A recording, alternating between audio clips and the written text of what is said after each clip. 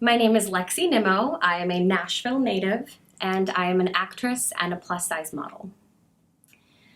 Growing up, I struggled with my weight. It went up and down for various reasons, and that was really hard because children are not kind about that, and a lot of adults aren't kind about that.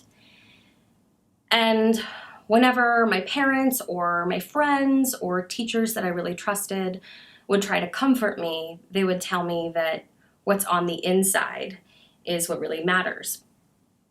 But I always was at war with myself on the inside. And unbeknownst to us all, I was struggling, and I'm still struggling, with bipolar disorder.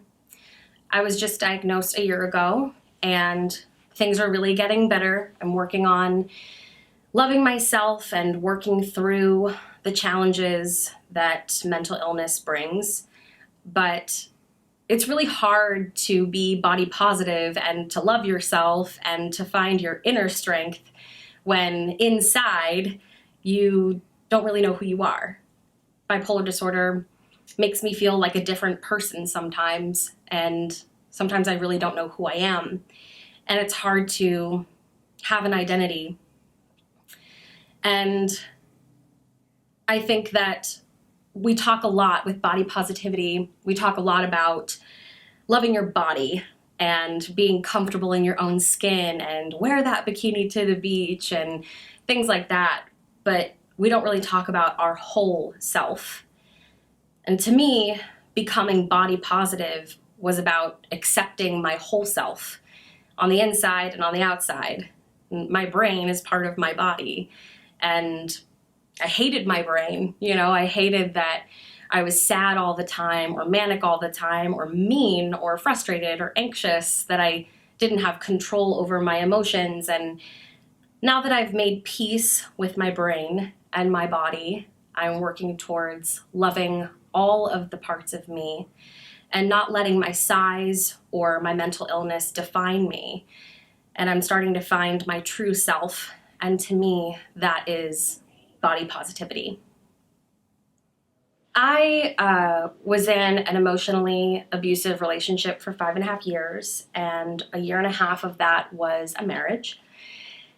And I found out that he had an affair, and I somehow had the strength to leave.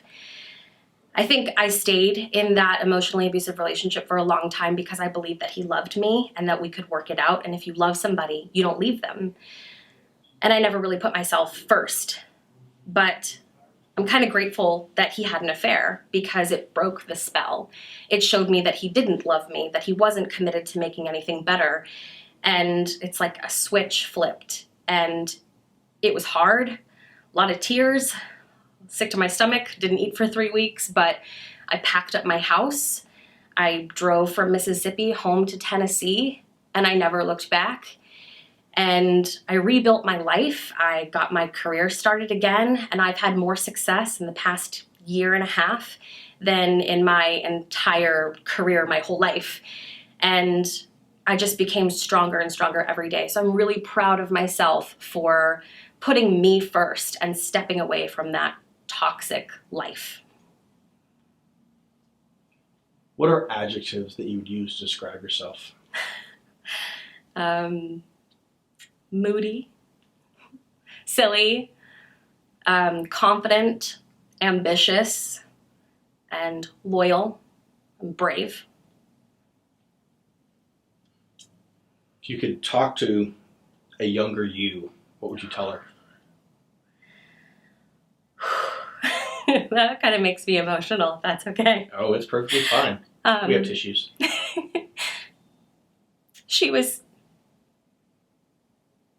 Younger me was scared all the time and sad a lot and worried so much about the future and about what other people thought of her.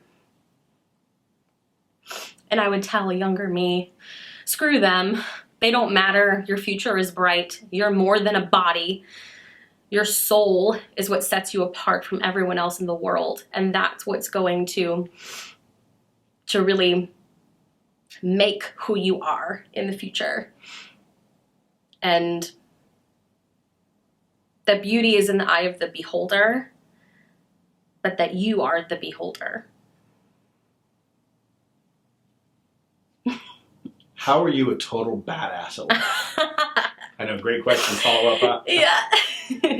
I think that I'm a badass because I work my ass off. I'm a big believer in that there's always someone richer than you, prettier than you, more talented than you, but nobody is you. And I really started taking that to heart and realizing that if I worked harder, if I wanted it more, then I'd be the winner.